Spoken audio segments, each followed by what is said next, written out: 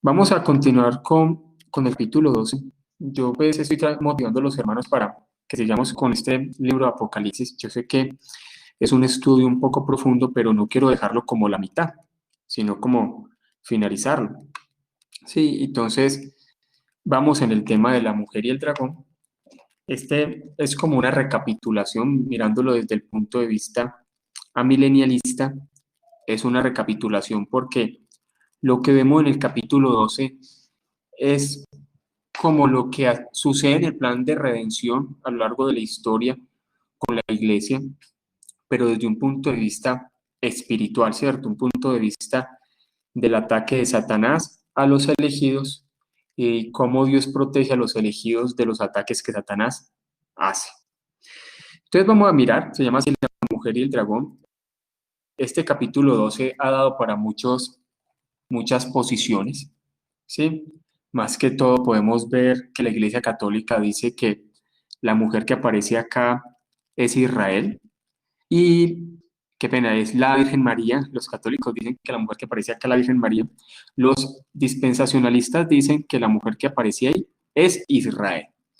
Mientras que los reformados a lo largo de la historia enseñamos que la persona que aparece ahí es la iglesia a lo largo de la historia. Entonces vamos a avanzar con el fin que podamos, como finalizar en este capítulo, dice así: apareció en el cielo una gran señal, una mujer vestida del sol, con la luna debajo de sus pies y sobre su cabeza una corona de 2 estrellas.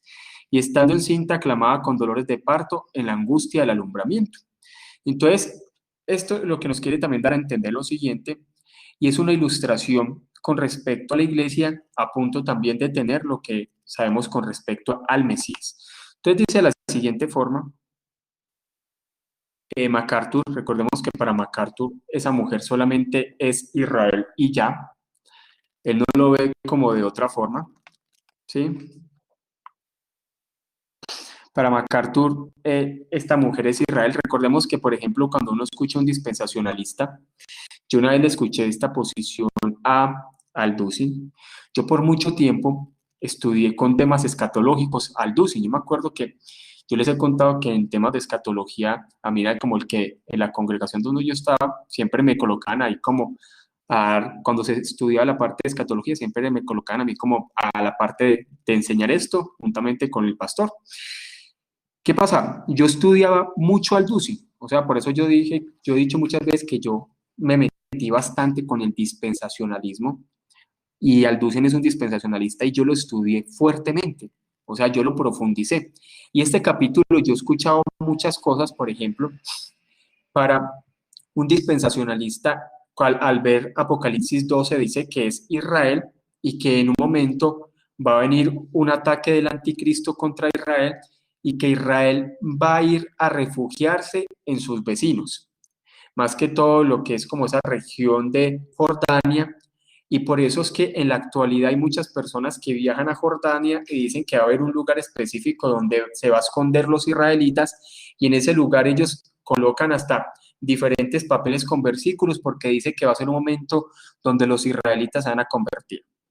Entonces, para ellos dicen que esto lo que quiere decir es un ataque que va a venir del anticristo contra la iglesia y se van a esconder en uno de sus vecinos y el anticristo no lo va a poder tocar. O sea, yo he visto cosas así, hasta el punto que una vez escuché decir a uno de estos dispensacionalistas que como él dice que se le dan las alas del águila, probablemente va a ser en una especie de un aeropuerto. Yo lo he escuchado tal cual, así como lo estoy diciendo.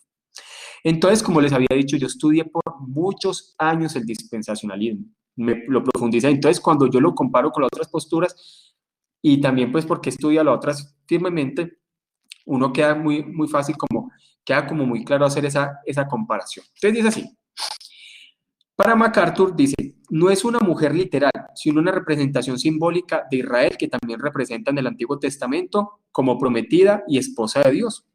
En Apocalipsis aparecen otras 3 mujeres simbólicas: Jezabel, que siempre representa el paganismo, la mujer vestida de púrpura escarlata, la iglesia apóstata y la esposa del Cordero. Yo voy avanzando hasta estos primeros versículos así rápido porque esto los tocamos hace 8 días, entonces como para terminar este capítulo 12. Le estoy haciendo como un panorama para los que no estábamos hace 8 días, hablando con respecto a cómo lo ven a lo largo de la historia. que para el dispensacionalista, esta mujer que aparece acá es Israel, para los católicos romanos es la Virgen María, pero para la posición reformada a lo largo de la historia es la Iglesia.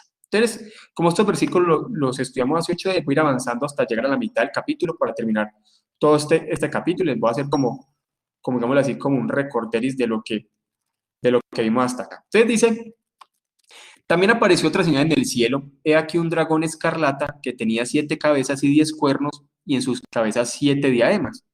Y su cola arrastraba la tercera parte de las estrellas del cielo y las arrojó sobre la tierra, y el dragón se paró enfrente de la mujer que estaba para dar a luz a fin de devorar a sus hijos tan pronto como naciese. ¿Qué pasaba acá?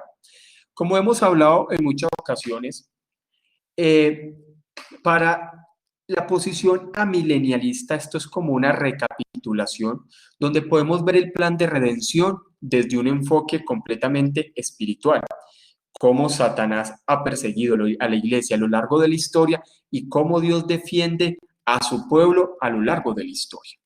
Cuando miramos aquí desde la posición amilenialista, es claro que esta persona que aparece aquí es Satanás, y la ilustración que aparece en el versículo 4 es una ilustración muy reconocida cuando se habla que Satanás se trajo gran parte de los ángeles del cielo que juntamente con él se rebelaban ante Dios, ¿sí? Con el fin también, primero que todo, de atacar al Hijo. Este Hijo es Jesús, que sabemos que del pueblo de Dios, más que todo del pueblo de Israel, nacería este Mesías, y Satanás se iría con todo contra el Mesías. Sí, Satanás se fue con toda contra el Mesías. Él pensó que lo iba a derrotar, pero en lugar de eso, lo que hicieron fue humillar a Satanás. Esa es la posición que, que estudiamos acá ahora. El problema es el tiempo. Aquí en este versículo 3 y 4 la pregunta es, ¿en qué momento sucede esto? Entonces, miren esto aquí tan interesante. Para el dispensacionalista que mira hacia el futuro, él dice, no, esto es algo que va a suceder en algún momento en el futuro, cuando la iglesia es raptada, por tal motivo Satanás ya no va a tener acceso al cielo. El dispensacionalista todavía cree que Satanás tendrá acceso al cielo hasta que la iglesia sea raptada, y Satanás se va a ir con toda contra Israel.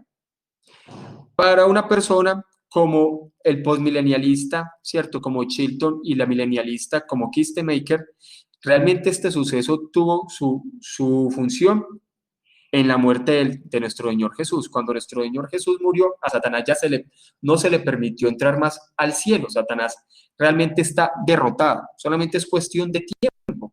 Entonces, ¿qué es lo que hace aquí? Que él realmente fue lanzado al planeta Tierra, ¿cierto? Él ya no le permite tener acceso adelante del cielo, probablemente antes de la venida de nuestro Señor Jesús. Él tenía cierto acceso al cielo para acusar, ahora ya no, ya ha sido echado fuera el acusador.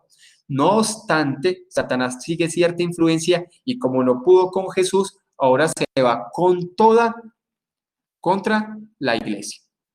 Por eso les digo, voy a ir avanzando hasta llegar más o menos al 6 al 7 y retomamos, porque estos versículos los vimos hace 8 días.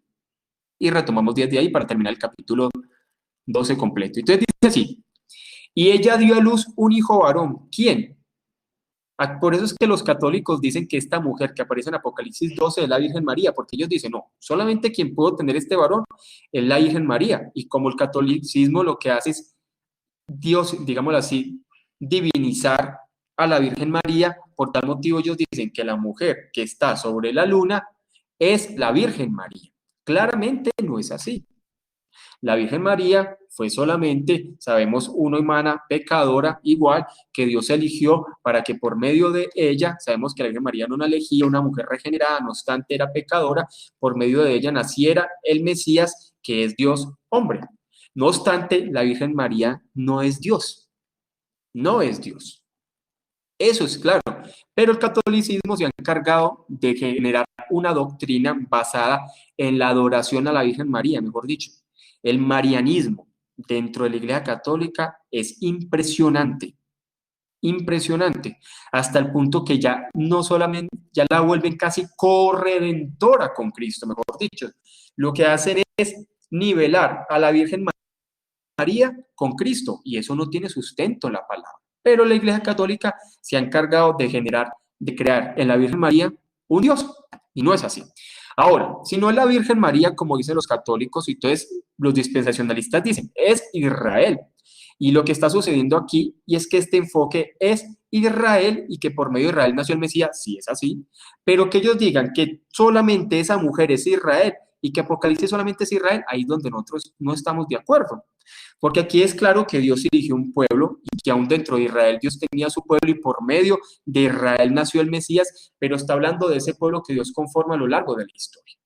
Dice así, y ella dio a luz un hijo varón que regirá con vara de hierro a todas las naciones, y su hijo fue arrebatado para Dios y para su trono. Y la mujer huyó al desierto donde tiene lugar preparado por Dios para que allí la sustenten por 1260 días.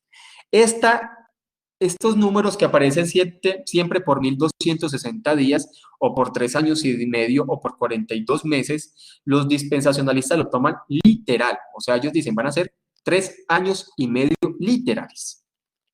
¿Sí? Tanto para el postmilenialista, para milenialista, estos números son simbólicos. Está hablando en un tiempo que tiene la iglesia en la cual Dios la protege. El amilenialista y el postmilenialista lo que hacen aquí cuando dicen esta parte con respecto a que la mujer huyó al desierto, recordemos que eso también nos da la ilustración cuando Israel salió en el desierto con Moisés y estuvo por 40 años, y también da a entender que Dios lo que hace, que cuando la iglesia esté en medio de este planeta Tierra va a haber muchos momentos de angustia, aflicción, diferentes momentos, pero es Dios el que lo sostiene, la iglesia.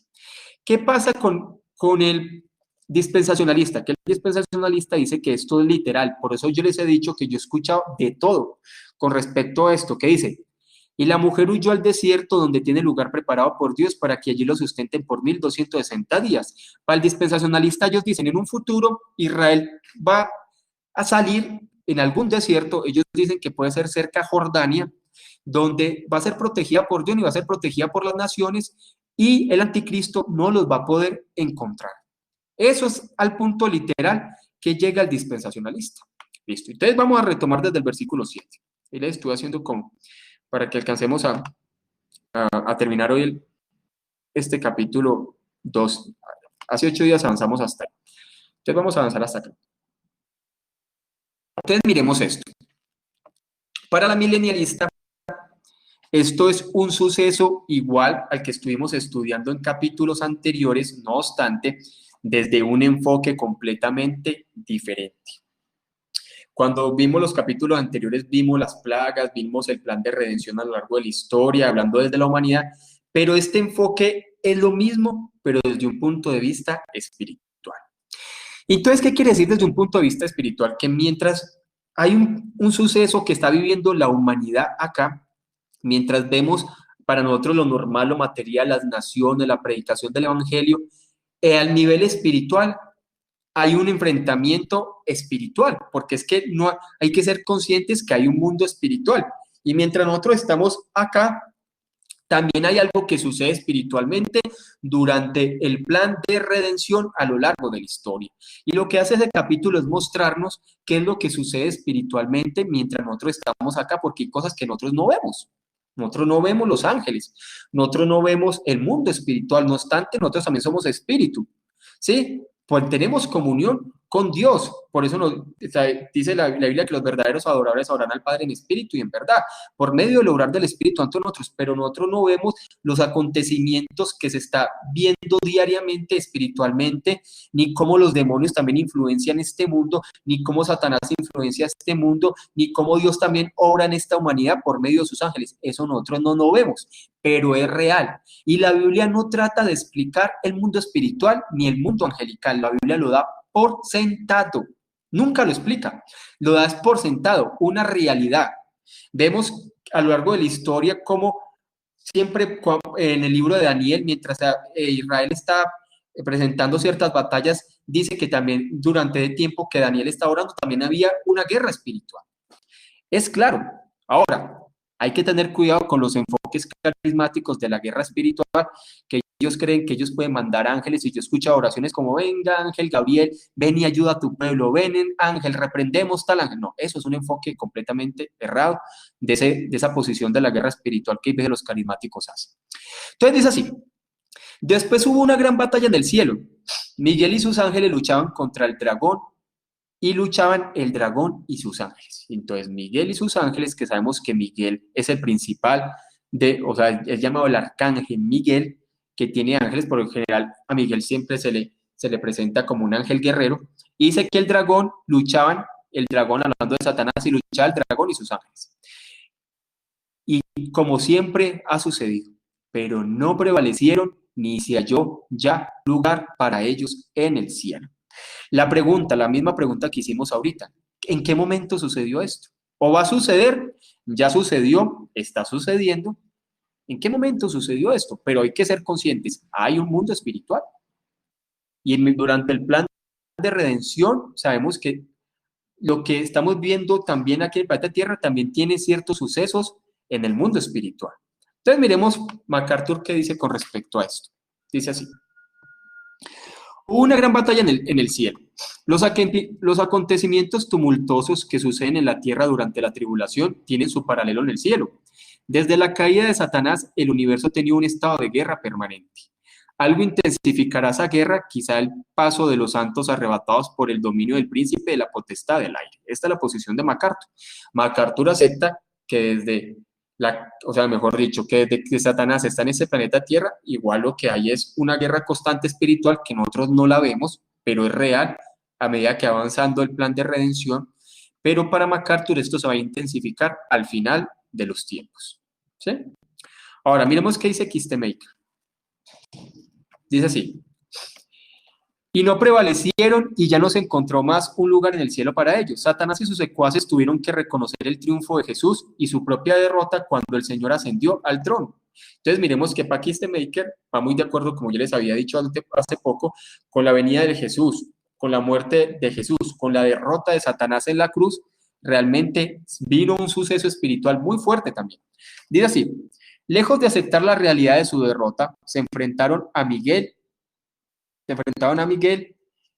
y a sus formidables huestes celestiales, quienes los expulsaron del cielo. Déjame un momentico acá. Quienes los expulsaron del cielo y los enfrentaron en feroz batalla. La guerra de Satanás con Dios comenzó cuando la raza humana cayó en pecado. Cuando los creyentes en la época del Antiguo Testamento eran llevados al cielo, Satanás los acusaba delante de Dios de ser pecadores indignos. Como acusador de los santos tenía acceso libre a la presencia de Dios y lo vemos en el libro de Job. Pero cuando Jesús vino, Kistemaker también lo dice mucho más adelante en su comentario, realmente Satanás ya no tiene acceso al cielo. Quiere decir que para la milenialista y el postmilenialista esto fue un suceso que ya sucedió, ¿sí?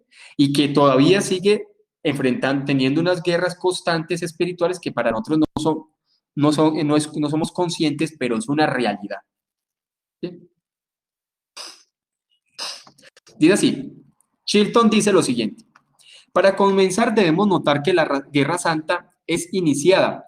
Mire, por ejemplo, hay que tener cuidado con ese nombre de la Guerra Santa, porque ese nombre de la Guerra Santa se ha utilizado a lo largo de la historia de una forma completamente desenfocada. Nosotros los creyentes no estamos para tomar armas, no estamos para matar gente, no estamos para imponer ideales, solamente estamos para proclamar la verdad y morir por la verdad, pero nosotros no estamos para imponer por medio de las armas. A lo largo de la historia, este tema de la Guerra Santa se ha utilizado para que personas en nombre de Dios tomen las armas, lleguen a imponer la fe, lleguen a matar mucha gente, lleguen a todo aquel que está contrario a sus ideas, a matarlo. Nosotros no estamos llamados para eso, estamos llamados para ser humildes y defender y dar la vida solamente proclamar por la verdad. Nosotros no matamos por la verdad, ¿sí?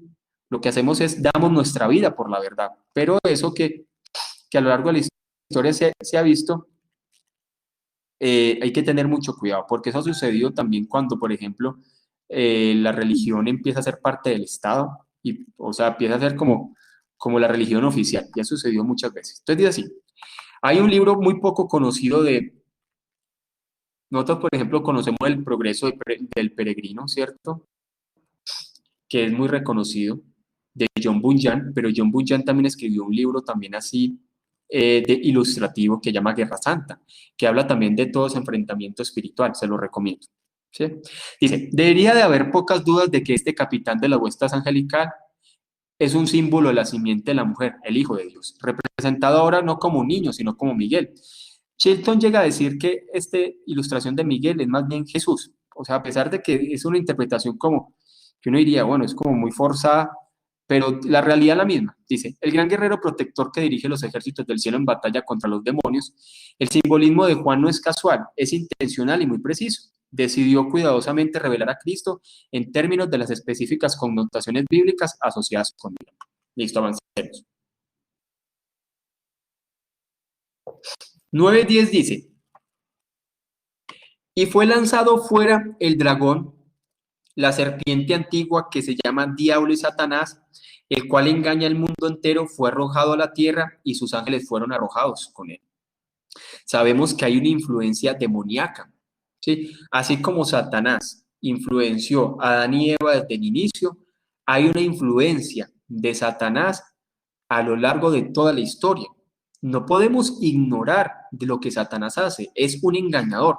Tiene a la humanidad engañada. A lo malo llaman bueno y a lo bueno llaman malo. Y estamos viviendo una época así, donde a lo malo llaman bueno y a lo bueno llaman malo, ¿cierto? Con respecto a la verdad, con respecto a la moral, con respecto a muchas posiciones. Y ese engaño es lo que Satanás ha hecho a lo largo de la historia. Y lo vemos en la actualidad, el engaño está tan impresionante que a las personas les cuesta con dificultad entender qué es la verdad, cuál es la posición correcta con respecto a la verdad, con respecto a la moral, porque Satanás se ha encargado de enceguecer a la humanidad. Y cualquiera hoy en día que quiera defender a la verdad, casi que está colocando su cabeza en peligro. Y eso se va a volver cada vez más fuerte. Entonces dice, el dragón, la serpiente antigua que se llama Diablo y Satanás, el cual engaña al mundo entero. Satanás engaña al mundo entero. Fue arrojado a la tierra y sus ángeles fueron arrojados con él.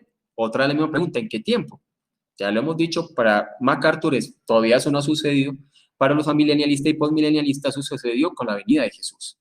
Entonces dice así, entonces oí una gran voz del cielo que decía, ahora ha venido la salvación, el poder y el reino de nuestro Dios y la autoridad de su Cristo, porque ha sido lanzado fuera el acusador de nuestros hermanos, el que los acusaba delante de nuestro Dios día y noche. Sabemos que cuando nosotros leemos el libro de Job, dice que los hijos de Dios, hablando de los ángeles, se presentaron juntamente ante Dios y juntamente ahí estaba Satanás. Y Satanás casi que tenía una charla con Dios. Y él mismo se ve en el libro de Job como Satanás le dice a Job, le dice a Dios, mire, pero es que Job te sirve de balde, quítale, dirá todo eso, dirá que no te va a servir. Mejor dicho, Satanás se encargaba de acusar, porque Jesús todavía no había venido. Cuando Jesús viene, realmente el pacto es, digámoslo así, en la venida de nuestro Señor Jesús y al derramar su sangre, el pacto es legalmente ratificado. Por tal motivo, cuando Jesús viene, el pacto es completamente ratificado y sabemos que Satanás ya no tiene acceso al cielo para acusar, pero sigue su influencia en el mundo, engañando. Y ya vamos a ver que eso mismo lo dice acá. Entonces dice así. Entonces oí una gran voz del cielo que dice, ya Satanás no tenía derecho para entrar porque ahora el poder, la autoridad se le ha dado a Cristo. Es muy semejante a lo que hemos estado hablando los domingos con respecto a Esther. Lo que más deseaba tener Satanás, el dominio completo de la humanidad, ahora sabemos que lo tiene Jesús. Satanás tiene su influencia, pero Satanás no puede hacer lo que él quiere. Solamente puede hacer lo que Dios le permita hacer. Sigue todavía influenciando, pero él ya sabe que le queda poco tiempo. A pesar de que no, para nosotros 2000 años sean muchos, sabemos que a él le queda poco tiempo. Realmente nosotros ya, desde la venida de Jesús, estamos en los últimos días. ¿Sí? Desde la venida de nuestro Señor Jesús, estamos en el final del tiempo. Solamente estamos esperando que nuestro Señor Jesús venga en algún momento. Puede pasar otros 1000 años, pero sabemos que para el tiempo para nuestro Dios es diferente, pero esto ya es el final de los tiempos, ¿cierto? En algún momento aparecerá nuestro Señor y Satanás sabe que le queda poco tiempo. Dice así, vamos a mirar qué dice MacArthur. Yo busco algo aquí. Listo, entonces dice así. El gran dragón fue arrojado a la tierra. Satanás y sus demonios fueron expulsados del cielo en el momento de su rebelión original, pero todavía tienen acceso a él. Ese acceso les será negado en este punto y nunca más podrán acercarse al cielo. O sea, para MacArthur, Satanás todavía tiene acceso al cielo y pues él coloca el mismo capítulo de Job que yo les estaba hablando, pero él lo coloca en el futuro. Dice, diablo es una palabra griega que significa calumniar o acusar falsamente. El enemigo es un mentiroso maligno. Sus acusaciones contra los creyentes son fallidas gracias a la intercesión de Cristo, nuestro abogado. Satanás significa adversario o enemigo. Y el término ocurre más que todo en Job y en los evangelios. Él engaña al mundo entero. Y cuando uno lee Job, dice el libro de Job que Satanás se la pasa dándole la vuelta al planeta Tierra constantemente. Satanás es un trabajador incansable. ¿Sí? Satanás trabaja todo el tiempo y le da la vuelta al planeta Tierra, engañando a través de su hueste, a través de sus ángeles, engañando a la humanidad. Y mira hasta dónde ha avanzado el engaño. El engaño ha avanzado impresionantemente. Solamente miremos, prender la televisión, los fundamentos se han caído, ya la familia pareciera como si no fuera nada. Los matrimonios parecieran como si no fuera nada. La santidad pareciera como si no fuera nada. ¿Sí? O sea, ya los fundamentos están siendo quitados y Satanás se ha encargado de que las personas crean que los fundamentos de Dios fueron del pasado y no pertenecen ahora. Dice Kistemaker, el buen maestro repite los puntos que considera importantes. Así Juan menciona la caída de Satanás hasta 5 veces en 3 versículos. El gran dragón y sus seguidores son arrojados a la tierra porque ahora el cielo les está prohibido. Se utiliza una serie de nombres: gran dragón, antigua serpiente, diablo, Satanás y engañador, al menos por 3 razones: para identificar al que Cristo ha vencido, para alertar a los moradores de la tierra acerca del poder tenebroso del diablo y para ilustrar la capacidad de este monstruo tanto de destruir como de engañar, porque Satanás tiene su influencia y si no, mire todo lo que ha logrado. Por eso nosotros no debemos de parar de proclamar la verdad. Chilton dice, esta gran batalla apocalíptica, la mayor lucha de toda la historia, ya ha sido peleada y ganada por el Señor Cristo. Dice Juan, y el dragón ha sido derribado. Además, los mártires que entregaron sus vidas en el servicio de Cristo no murieron en vano. Son partícipes de la victoria. Conquistaron al dragón por medio de la sangre del Cordero, por medio de su victoria definitiva, de una vez por todas y por medio de la palabra de su testimonio. La fidelidad de los mártires a Cristo se demuestra en que no amaron sus vidas aún hasta la muerte, sabiendo que el que ama su vida la perderá y el que aborrece su vida en este mundo para vida eterna la guardará. Y estamos avanzando para que alcancemos a 11:12 dice, y ellos le han vencido, ¿qué? Israel, no. Para MacArthur es Israel, no. ¿Quiénes han vencido? Los creyentes a lo largo de la historia. ¿A quién han vencido? A Satanás. Satanás trabaja para mortificar al creyente, pero nunca podrá prevalecer contra la iglesia. Podrá matar a algunos, podrá atormentar, angustiar, pero jamás tendrá poder para destruir por completo a la iglesia. Entonces dice así, y ellos le han vencido. ¿Quién? La iglesia. ¿Por medio de qué? De la sangre del Cordero, porque es que nuestra victoria no está en nuestras propias fuerzas, nuestra victoria está en Cristo. Y dice, y de la palabra del testimonio de ellos, y menospreciaron sus vidas hasta la muerte. Aquí no dice, y presentaron una batalla frontal contra la humanidad, contra la influencia de Satanás, que nosotros no estamos para eso. Nosotros estamos para proclamar la verdad. Y si nos persiguen por la verdad, orémosle a Dios para que Dios nos tenga vivo hasta su tiempo. Pero nosotros no podemos tomar las armas por nuestra propia fuerza. Ahí es donde está claro. Por eso es que a lo largo de la historia, muchos de los creyentes han muerto como mártires. ¿Sí? De muchas formas. Nuestra única arma es proclamar la verdad y orar y que sea Dios defendiéndonos hasta donde Él nos quiera llevar. Dice así, por eso dice, y menospreciaron sus vidas hasta la muerte, porque al inicio de la vida cristiana muchos creyentes murieron. Y en la actualidad hay muchos misioneros que siguen muriendo. Hoy en día nosotros vivimos un evangelio tan cómodo que, mejor dicho, si en algún momento nos colocan Cristo, niegue a Cristo, o la vida, pareciera que muchos más bien escogerían la vida porque no tienen la convicción de morir por Cristo. O sea, el evangelio latinoamericano es muy cómodo. Mucha gente dice, oren por África, oren por África. Realmente los predicadores que están en África son predicadores que se entregan. El peligro está en Latinoamérica. Tenemos un evangelio tan cómodo, que de verdad, no, cuando nos incomodan, no queremos vivir para ese evangelio. Y yo digo que esto que está pasando es que Dios nos está incomodando. En estos días vi una publicación de Miguel Núñez que dice, Dios está disciplinando a la iglesia. Es una posición de él, pero es bueno analizar eso. O sea, en estos días les comento, he hablado con varias personas de otras iglesias, hermanos, y la crisis económica, y hablando aquí de iglesias de Pereira, de las iglesias ha sido aterradora. Por ahí me comentaron que de hecho hay varias personas que servían dentro de una congregación, una denominación grande aquí en Pereira, que les cambiaban el contrato y otras porque la crisis es fuerte, ¿cierto? Y también ha golpeado fuertemente a las iglesias. Entonces eso también es para analizar y de hecho hay mucha gente que está desanimada. También alguien me contaba, Carlos, hay gente que pareciera que cada domingo que pasa muchas personas se van y no quieren prevalecer. Hay algo que está, o sea, Dios, esto está incomodando. Nos acostumbramos a un evangelio tan cómodo que cuando nos incomodaron, la gente se acostumbró a lo virtual, ¿cierto? Esperemos a ver qué pasa. Por ahí ya dicen que ya está la vacuna, pero bueno. Dice, por lo cual alegraos, cielos, y los que moráis en ellos, ay de los moradores de la tierra y del mar, porque el diablo ha descendido a vosotros con gran ira, sabiendo que tiene poco tiempo. Es que Satanás tiene poco tiempo, Satanás ya es un enemigo vencido, pero tiene todavía su influencia. Dice, nosotros, o sea, la iglesia tiene que alegrar. Dice, y los que moráis en ello, alegrémonos, pero ay de las personas que se dejan influenciar por Satanás. Ay, porque Satanás va a ir con todo, con toda su furia a engañar porque sabe que le queda poco tiempo. MacArthur dice, la sangre del cordero, ninguna acusación en contra de aquellos cuyos pecados han sido perdonados gracias al sacrificio y la muerte de Cristo.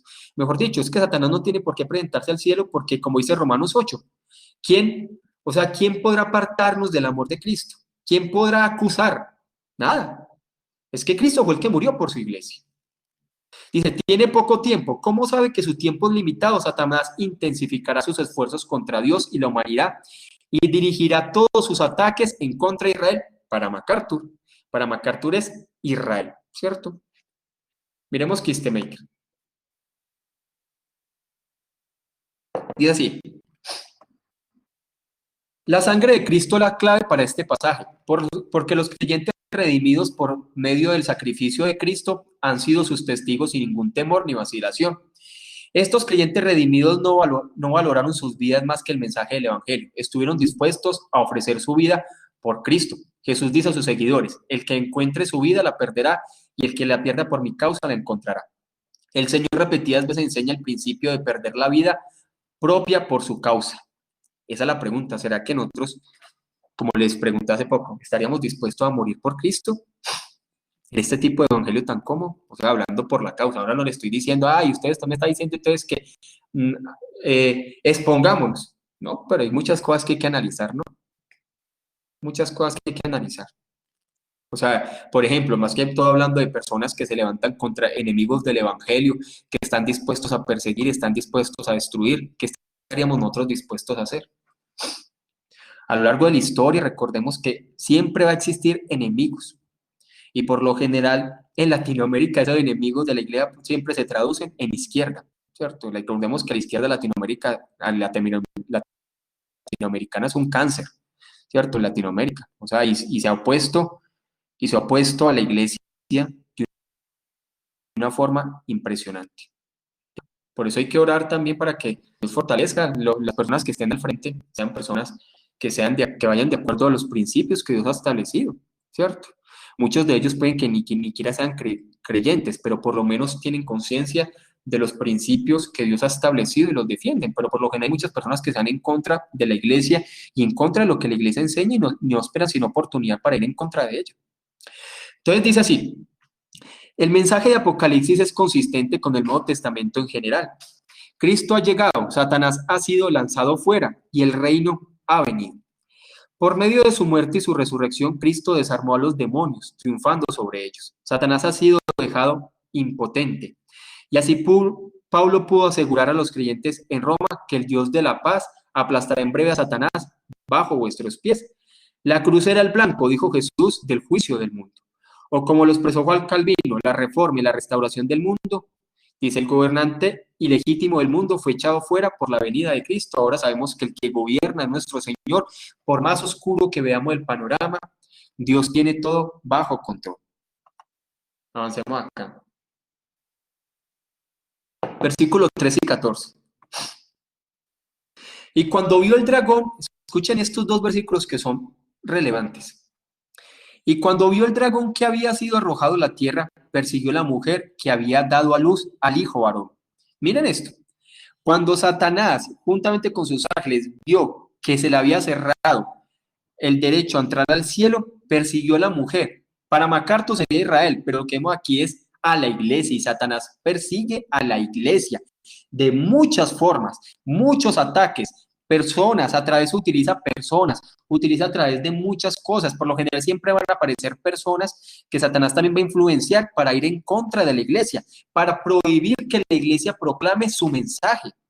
Dice, y se le dieron a la mujer las dos alas de la gran águila para que volase delante de la serpiente al desierto, a su lugar, donde sustentaba por un tiempo, tiempos y la mitad de un tiempo. Ya le he explicado que para un dispensacionalista esto es un lugar físico real en un futuro, que muchos dicen que como son dos alas de águila, probablemente va a ser un aeropuerto desocupado, donde van a proteger muchos israelitas. Yo he escuchado posiciones así, pero sabemos que Satanás, al ver que no pudo con Jesús, ahora se va a ir con toda contra la iglesia.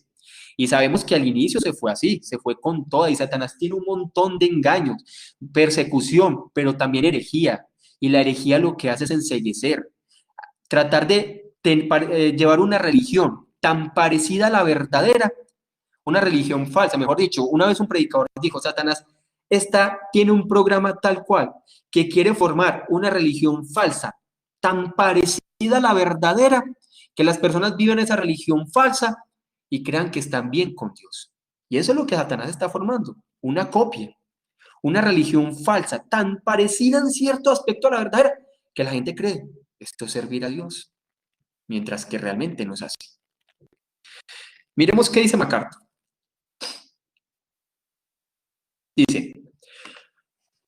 Dice, no son alas literales de un ave, sino una ilustración gráfica a la protección providencial de Dios en favor de Israel. Por ejemplo, MacArthur por lo menos ve una ilustración, pero yo he escuchado a Dussin, o sea, dándole una forma literalista impresionante. Dice, las alas aluden con frecuencia a la protección divina. El águila, o una especie similar de ave rapaz, era el ave más grande que se conocía en Palestina. Cuando dice un tiempo, tiempo y la mitad de un tiempo, para ellos es 3 años y medio. Pero MacArthur va muy de acuerdo a esta interpretación de las dos águilas, a los postmilenialistas, a milenialistas, que habla de la protección divina. Para una milenialista, cuando dice que las dos alas del águila en el desierto, está hablando de la protección de Dios a lo largo de la historia contra los ataques Satanás, ¿sí? De Satanás. Kistemaker dice, con las dos alas de la gran águila que la mujer recibe de Dios, ya no sigue huyendo, sino que literalmente vuela hasta el lugar preparado para ella en el desierto. La iglesia tiene alas para volar y huir a salvo de los ataques del demonio. Es obvio que con todos sus recursos en el mundo, Satanás es incapaz de destruir a la iglesia. Dios le ha dado un lugar y provee abundantemente para sus necesidades diarias, del mismo modo que dio el maná, codornices y agua a los israelitas durante la travesía en el desierto. Los israelitas recibieron salud física, sus ropas y calzado no se gastaron. Recibieron protección contra el ardiente sol en el desierto durante el día y se mantuvieron calientes por la noche con la columna de fuego. La ilustración aquí que dice que se lleva para el desierto también lo podemos asemejar en esos 40 años que pasó Israel en el desierto, que fueron protegidos por Dios. Aquí también está hablando es que a través de los ataques fuertes de Satanás aquí en el planeta Tierra, Dios protege a su iglesia y Satanás no va a poder contra ella. A pesar de que tenga muchos tipos de ataques, no va a poder contra ella. Dice, Chilton, tradicionalmente los comentaristas preteristas han visto este pasaje en términos del escape de la iglesia de Judea de las invasiones edomitas y romanas durante la guerra de los judíos. Mejor dicho, para Chilton, los entra en el año 70, que cuando viene el ataque romano, lo que hace es que muchos verdaderos creyentes huyeron al desierto y huyeron a las ciudades vecinas. Así es como lo ve. Listo, vamos avanzando. 15 y 16. Dice así, y la serpiente arrojó de su boca tras la mujer agua como un río, para que fuese arrastrada por el río. Y mire lo que pasó. Pero la tierra ayudó a la mujer, pues la tierra abrió su boca y tragó el río que el dragón había echado de su boca. ¿Qué podemos ver acá? Que a pesar de que Satanás tenga ataques fuertes y que se levanten hombres o instituciones que vengan y maten, persigan y no se permita predicar el evangelio y la salvación, Dios siempre va a estar ayudando a su iglesia. En este momento hay lugares muy fuertes donde se le prohíbe predicar la palabra. Sabemos que uno de los lugares más fuertes misioneros en este tiempo, Corea del Norte, ¿cierto? Digo que es el lugar más peligroso en este tiempo.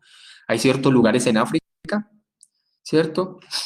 China también es un lugar muy peligroso, donde realmente la predicación del evangelio ha sido una predicación ahí como a la fuerza, hay veces les prohíben, les quieren controlar todo.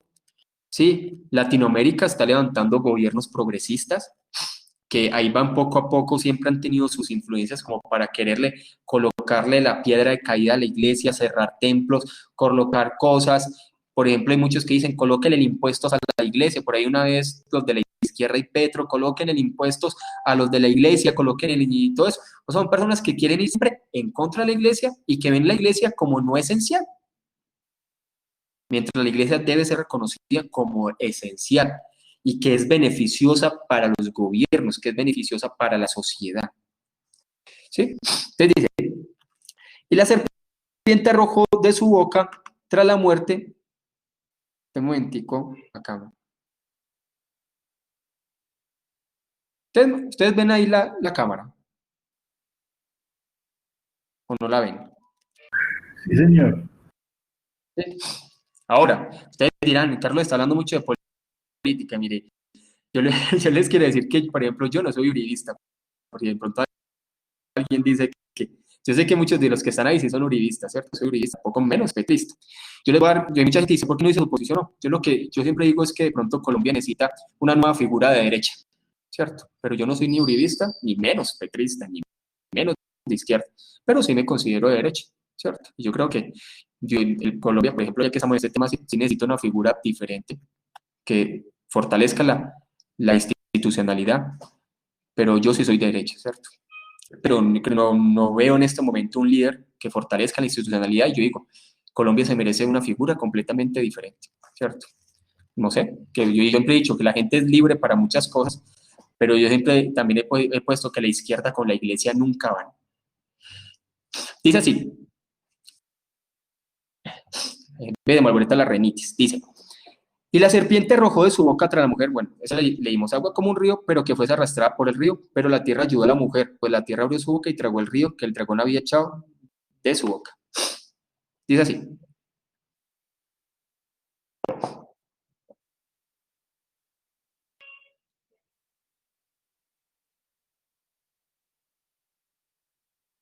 esperemos que aparezca, es que no se está como lento, y mira aquí no apareció, la diapositiva 31.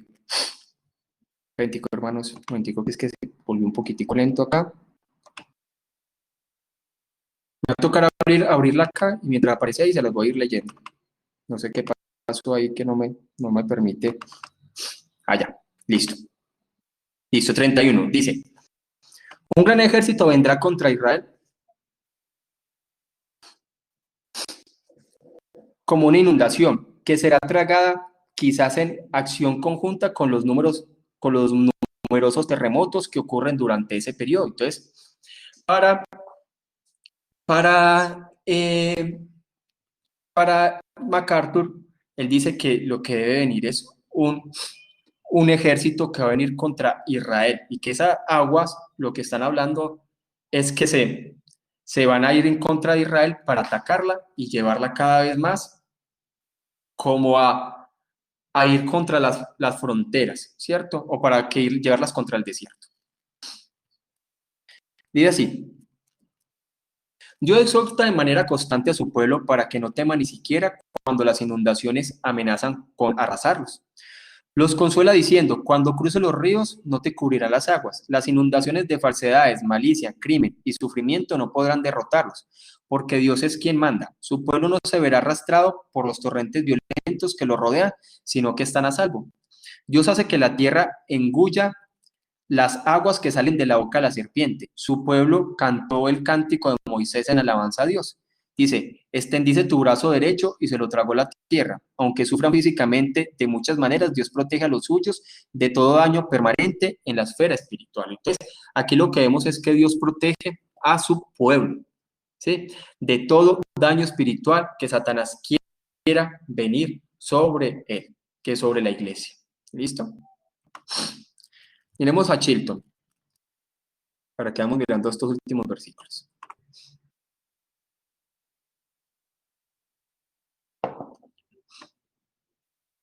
Pero nuevamente, como en el Éxodo, el plan del dragón queda frustrado. La tierra ayudó a la mujer, pues la tierra abrió su boca y tragó el río que el dragón había echado de su boca. El cuadro se basa parcialmente en el incidente registrado en números 16, 28, 33, cuando la tierra abrió su boca y se tragó a los instigadores de una rebelión contra Moisés. Sí, Milton Terry resume el punto de las alusiones de Juan al Antiguo Testamento en este pasaje. La gran idea en todas estas imágenes es que sale poder divino para liberar y sustentar a la iglesia de Dios del Nuevo Testamento en el día de su persecución, mejor dicho, para la milenialista. Y el postmilenialista está hablando que es Dios quien protege a la iglesia en medio de las persecuciones, probablemente esta persecución temprana que venía en el año 70, y también hablando de las posteriores. Probablemente, hermanos, como van las cosas, ¿qué tal que se empiece otra vez a levantar personas que vayan en contra de la iglesia? Hay muchos que han manifestado muchas cosas, hay muchos que de verdad la iglesia no les gustaría que existiera. Ven la iglesia como un estorbo, ven la iglesia como un negocio. Y cuando se levantan personas así, probablemente pueden venir en contra de la iglesia y persecuciones fuertes. Probablemente en un futuro va a pasar. No les va a gustar el mensaje de la iglesia, no les va a gustar las posiciones de la iglesia, no les va a gustar el mensaje de la palabra.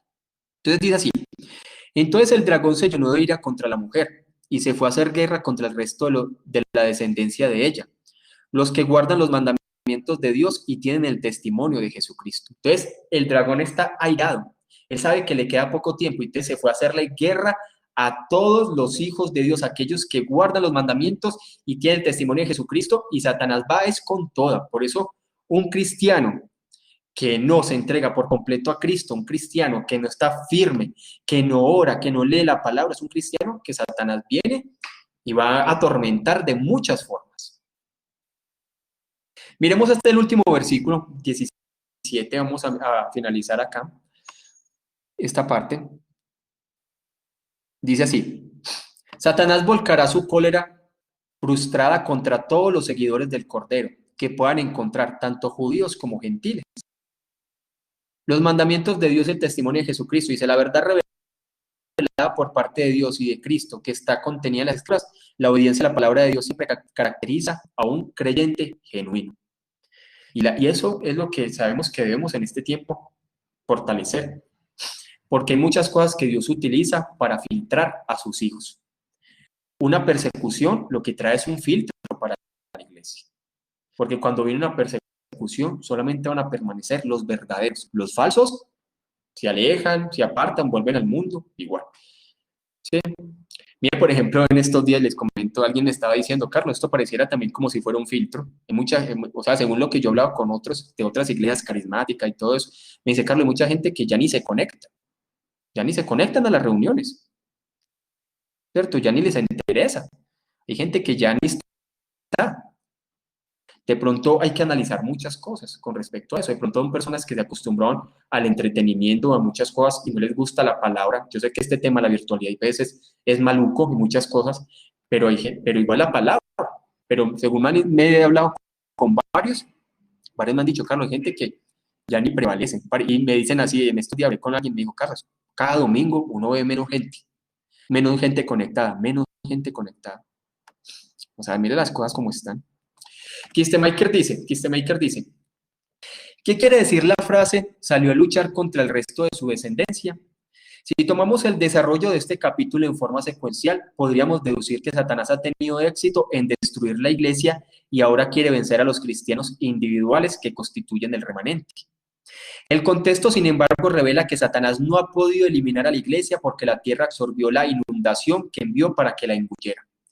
El resto de su descendencia señala a la iglesia como un todo, que permanece intacta hasta el retorno de Cristo. Dios nunca nunca la abandona u olvida a su iglesia, por más oscura que pueda ser la situación, por más fuerte que pueda venir la situación, así se levante. Muchas cosas, Dios siempre va a proteger a su iglesia. Y Chilton termina diciendo lo siguiente. El dragón solo tenía poco tiempo para destruir la iglesia y falló nuevamente. Frustrado en su intento por destruir a la madre iglesia, se airó contra la mujer y se fue a hacer guerra contra el resto de la descendencia de ella, los cristianos que resultaron ilesos en la guerra del dragón contra la mujer. ¿Cómo es que la iglesia es simbolizada tanto por la mujer como por sus hijos? Esta distinción se hace y se mantiene fácilmente. La iglesia, considerada como una institución y un cuerpo orgánico, puede distinguirse de sus hijos, como muestran claramente Isaías y Gálatas. ¿Sí?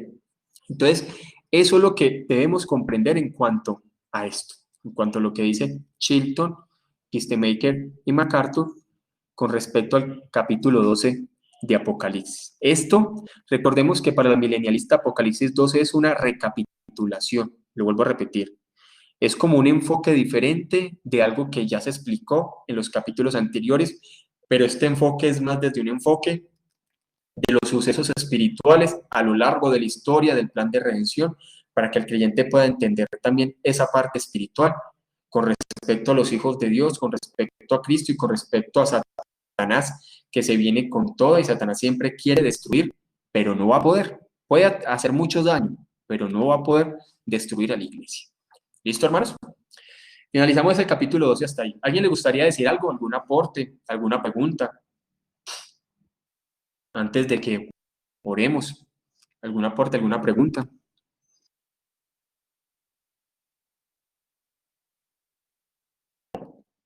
¿Nada? Listo, entonces vamos a orar. Vamos a orar. Bueno, Padre, gracias. Esperemos a ver. Oramos y si Michael tiene una pregunta la puede ir a escribir. Bueno, Padre, gracias, Señor, por este tema. Gracias por el capítulo 12 de Apocalipsis, Señor. Es de edificación para nuestras vidas. Tener ese entendimiento, Señor, también de cómo tú proteges a tu pueblo en medio de tantas dificultades, en medio de tantos problemas, en medio de tanta persecución que ha venido de diferentes formas a lo largo de la historia, pero tú siempre proteges, Señor, a los tuyos. Te pedimos, Señor, para que seas tú fortaleciendo nuestra fe, tanto en este tiempo como lo que viene de aquí en adelante. Fortalécelo, ayúdanos siempre, Señor, a estar firmes y a ser creyentes genuinos, Señor. Te damos a ti el honor. En el nombre de Jesús. Amén y amén. Michael, ¿tiene alguna pregunta? Amén. ¿Qué iba a copiar? Amén. ¿Que estaba copiando ahí algo? Manito Michael. Vemos ahí. Vemos si tiene algo Michael ahí. Si no. Ah, listo, listo. Ir agradeciendo. Listo, hermanos. Dios los bendiga. Estamos ahí orando por todo esto que está sucediendo. Gálatas 4:22, ¿qué dice? Tenemos que ir un momentico mientras Michael coloca un versículo.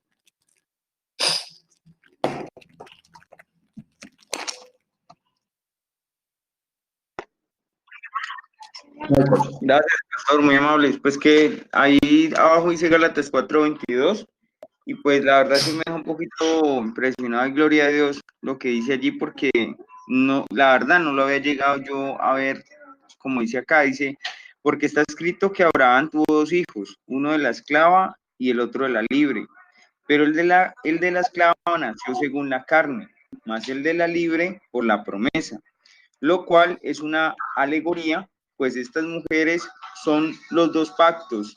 El uno proviene del monte Sinaí, el cual da hijos para esclavitud.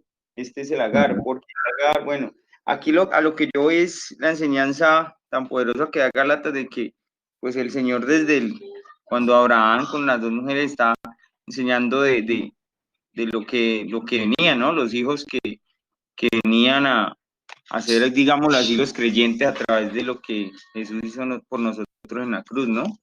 Somos coherederos del reino de los cielos y nos hizo sus hijos sin merecerlo. Pues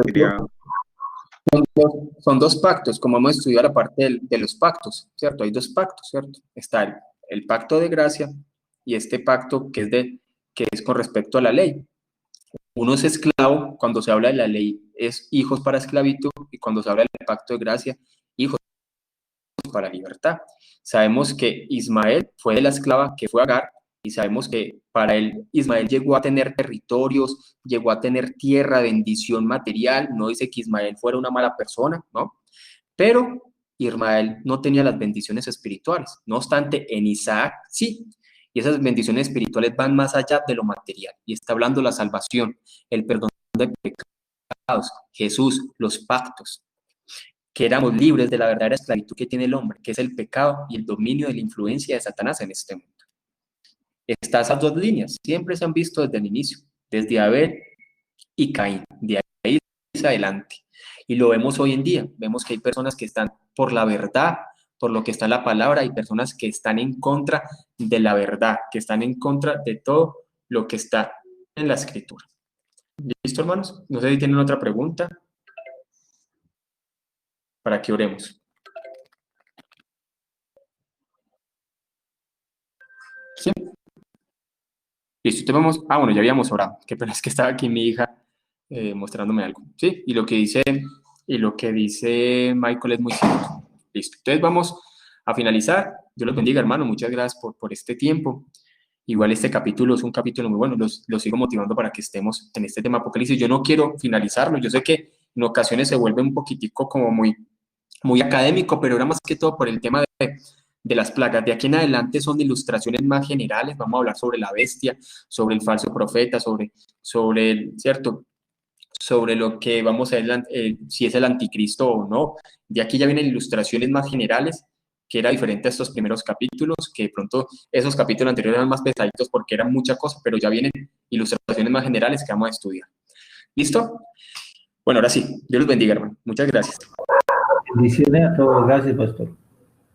Amén. Bendiciones, hermanos, también. Dios los bendiga.